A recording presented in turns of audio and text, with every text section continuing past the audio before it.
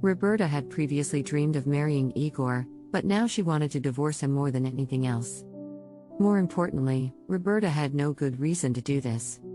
Igor didn't drink, he wasn't a cheater, and he never allowed himself to say a harsh word to his wife. He always gave all the money he earned to Roberta. Another woman would have been happy, but Roberta still lacked something. In fact, she was terribly bored. No emotions, no tumultuous displays of feelings. Everything was calm and ordinary. "Roberta, how can you talk like that? Everyone dreams of such a husband," said her friend Clara more than once. "If you are bored, give birth to a child." "You won't be bored with him," said her friend. "I don't want his children, you understand? Look, we have a man working at our company, Lucas. Handsome, successful is when he looks at me. Then the head turns. Lucas is very different.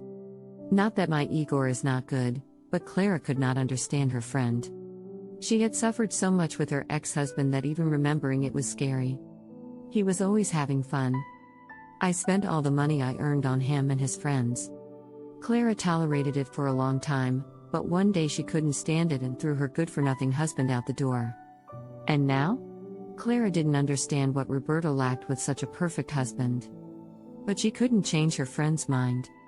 And then one night, during dinner, when Igor, as usual, was telling Roberta about what happened during the working day, she suddenly told him, "Igor, I'm tired of living like this.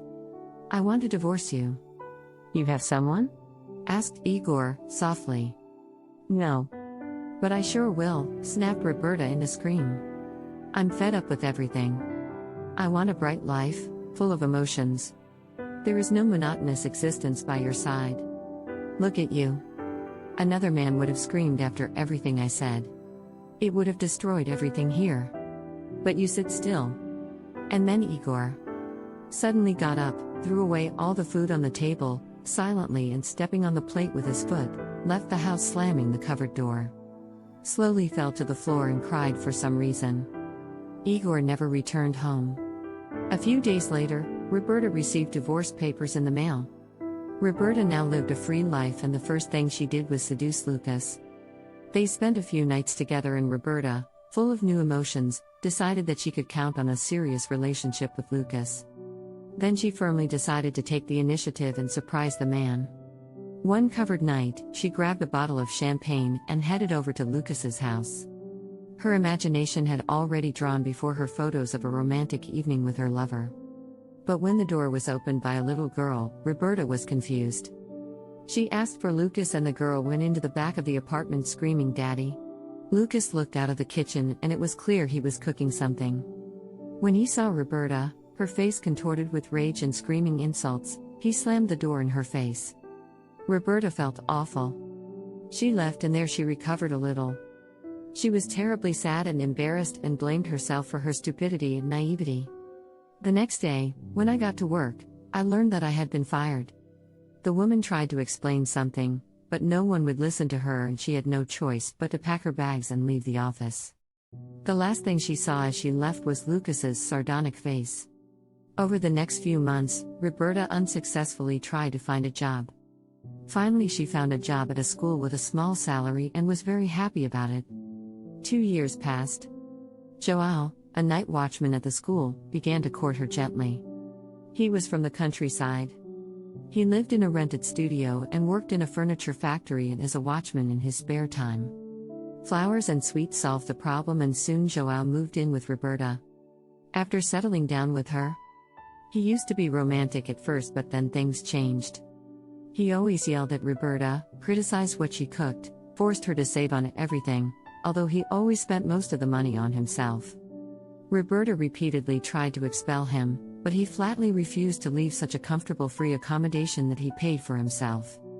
Roberta realized that she was gradually descending lower and lower. She started to get sick and gained weight. Yes. Now she was constantly emotional, but she didn't like it at all. Then, one day, a middle-aged woman appeared at the door of his apartment and called herself John's wife. A major scandal was about to ensue, but Roberta was luckily able to push the couple out the door to get them to sort things out without her. That night, she changed all the locks and for the first time was able to sleep well. She enjoyed a week of peace and quiet and unexpectedly realized that she was pregnant with John, a baby by that ignorant, rude married man. For the first time, she realized how much she missed her good, calm, reliable Igor. Why did she think she would be better off with someone else than him? Cursing herself for her stupidity and myopia, she decided to terminate the pregnancy and went to the clinic. Sitting in line, she suddenly saw Igor. He was standing across the hall, studying some papers. Roberta was on her way to him when, suddenly, a pregnant woman came out of the room and kissed Igor. He hugged back and Roberta got angry, recognizing her best friend, Clara, in that woman. "Oh. You are so mean." Roberta spoke furiously, walking towards Clara and Igor. "So as soon as I turned my back, you had your eyes on my husband." Igor quickly pulled Clara away from the hysterical ex-wife and finally said, "Roberta, it's all your fault." From these words, Roberta shuddered as if she had been punched. She stared at them for a long time and didn't even notice that her turn had passed. Roberta returned home feeling devastated and unnecessary. She couldn't eat, sleep, or do anything. At night, she left the house almost unconscious and walked towards the nearest bridge. Once on the edge, she was almost ready to open her palms, but someone's voice stopped her. "It is foolish to discard your life in this way. One must never give up. It doesn't matter. You are so young and beautiful and you still have everything ahead of you. Not like me." Roberta looked intensely at the man and began to cry. She confessed that she had done a lot of stupid things in her life and now she was pregnant by herself. Everyone has their own burden. "I'm sterile, for example," replied the man and walked over to Roberta and hugged her. They stood on the bridge, realizing that fate had brought them together. Several years passed. Roberta and her new husband, whom she met on the bridge, were living happily together and raising a beautiful little daughter. They were happy to have found each other and Roberta finally learned to have a quiet life and to value every moment spent with her family. If you stayed here, it's because you liked the story. So I ask for your like, comment what you liked and subscribe to the channel. See you later.